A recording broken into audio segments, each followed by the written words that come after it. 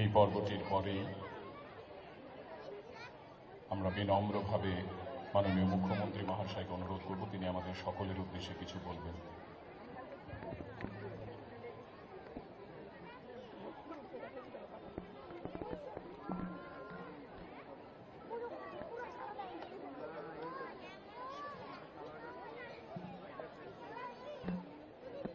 শুভ সন্ধ্যা, সবাইকে নমস্কার। আজকে এখানে কাব্যলোক আয়োজিত বর্ষ বিদায় 1431 এবং বর্ষ বরণ 1432,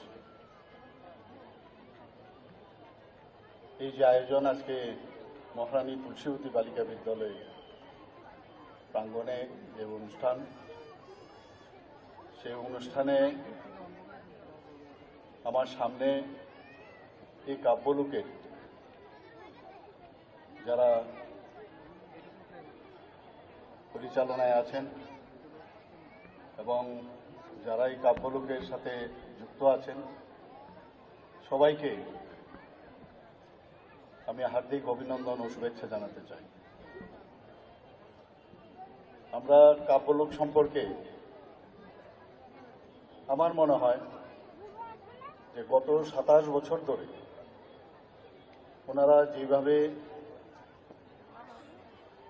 নাটক